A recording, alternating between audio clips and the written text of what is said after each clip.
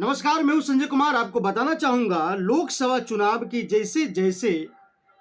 चरण घट रही है उसी प्रकार से आंगनबाड़ी सेविका सहायिका की वेतन पर से जो है आशा धीरे धीरे हट रहा है। क्योंकि सरकार जो है चुनाव कराने में व्यस्त है, चुनाव आयोग अपने काम में मस्त है और सरकार अपने काम में मस्त है। हालांकि लगातार कई बार सुप्रीम कोर्ट ने आंगनबाड़ी सेविका सहायिका या संविदा कर्मियों की मामला पर जो है टिप्पणी करते हुए, सुनवाई करते हुए कई बार जो है उन्होंने डेट पर डेटें दे दी, लेकिन उनका जो समस्या है वो अब तक निदान नहीं हो पाया। आंगनबाड़ी सेविका सहायिका, आशा या जीविका या संविदा कर्मी जितने भी हैं वो सब सुप्रीम कोर्ट के आज नज़र देख रहे हैं कि क्या होगा। या तो इंतजार में है ये लोग कि किसी भी प्रकार से लोकसभा चुनाव जल्दी समाप्त हो, कि ताकि इन लोगों का जो वेतन है वो सामने आ जाए कि सुप्रीम कोर्ट ने कितना डिसाइड किया, कितना उनके नज़रों में सही लगा और किस प्रकार से सरकार जो है वेतन लागू करेगी। अब एक ही बात की आंगनबाड़ी सेविका सहायिका, आशा, जीविका, संविदा कर्मी नज़र है कि भैया अब कौन सी सरकार बनेगी,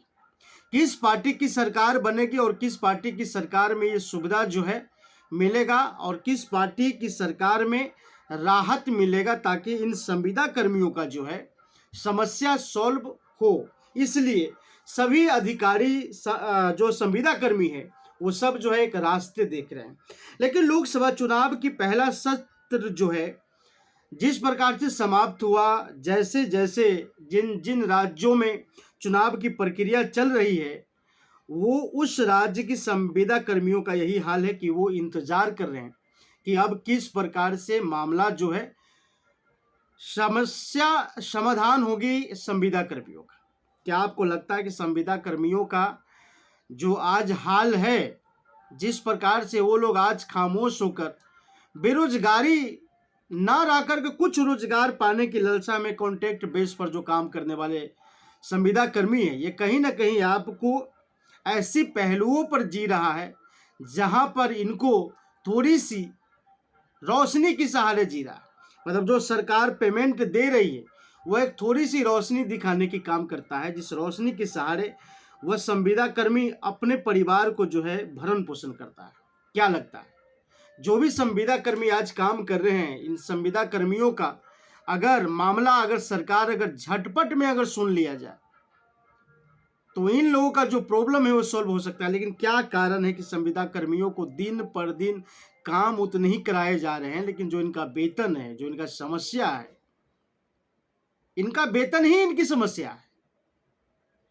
वर्क तो ये लोग जी जान लगा करके कर ही रहे हैं, वर्क तो उतने ही कर रहे हैं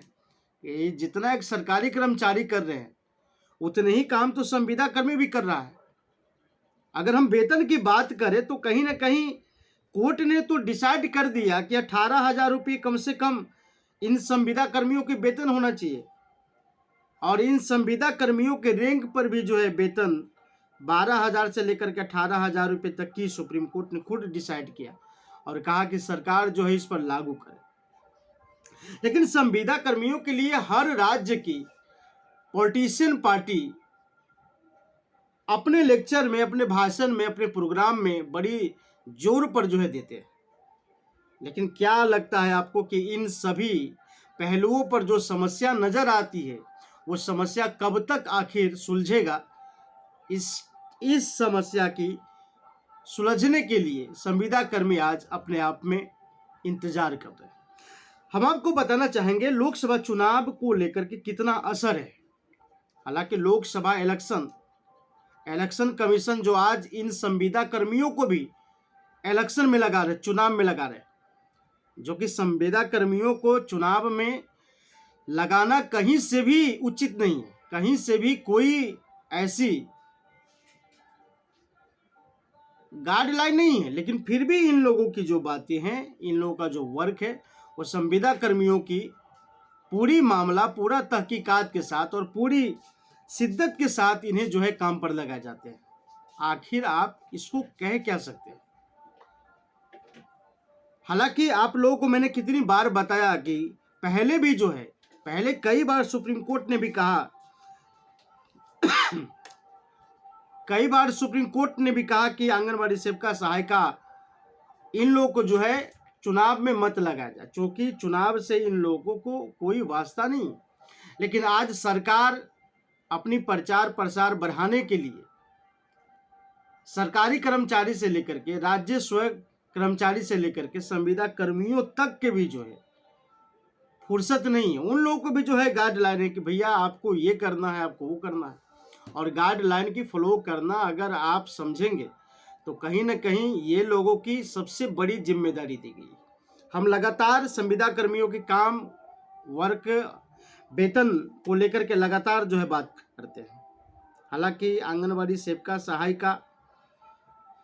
एक सहायिका अगर सेंटर संभालती है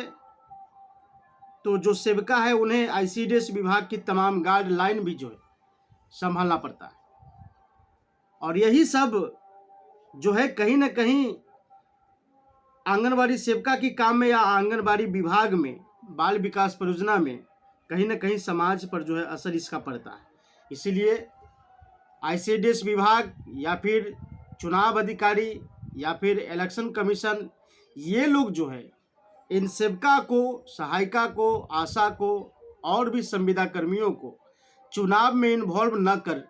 डायरेक्ट इन लोगों को जो है काम पर लगाया जाना चाहिए, क्योंकि इन लोगों को भी जो है काम करने में कोई भी प्रकार की तकलीफ ना हो। अगर हम आज मान लेते हैं, आज अगर गर्मी के समय तापमान इतनी ज़्यादा बढ़ गई है और बहुत जगह मैंने देखा है कि आंगनबाड़ी सेविका, सहायिका आंगनबाड़ी केंद्र को बंद रूप में रखा है, क्योंकि इतनी तापमान है। उस तापमान में किस प्रकार से काम करेगी, किस प्रकार से बच्चों को देख रेख करेंगे, ये भी एक बहुत बड़ी समस्या है। सरकार को चाहिए क्या कि तापमान को देखते हुए उन लोगों को जो है कुछ राहत मिलने वाली चीज़ देनी चाहिए, क्योंकि उन लोगों का जो है तापमान ज़्यादा असर न हो। और छोटे छोटे बच्चे हैं, आप जान सकते हैं कि छोटे छोटे बच्चों को जो है जिस प्रकार से गर्मी का प्रभाव, तापमान की प्रभाव बहुत ज़्यादा अटैक करता है। तो ऐसे सिचुएशन में आईसीडीएस विभाग की या फिर देश प्रदेश की मुख्यमंत्री को, सरकार को जो है तमाम व्यवस्था पर एक इस प्रकार से योजना लागू करना चाहिए, इस प्रकार से व्यवस्था लागू करना चाहिए कि वो सब के सब जो है गर्मी में, इतनी तापमान में जो है राहत मिले उन लोग। अगर सरकार इस विषय पर अगर पहल नहीं कर रही है और अपने चुनाव में व्यस्त है, तो हम ये कह सकते हैं कि सरकार को जो है आम जनता की चिंता इस समय नहीं है जिस समय चुनाव चल रहा है। अगर चुनाव की प्रक्रिया में आम जनता ही अगर स्वयं रक्षा व्यवस्था अगर अपने स्थापित करे तो फिर आगे की क्या मेंटेलिटी हो सकती है, ये भी आप अच्छी तरीके से जान सकते हैं। मिलते हैं फिर किसी अगले एपिसोड के साथ, तब तक के लिए नमस्कार।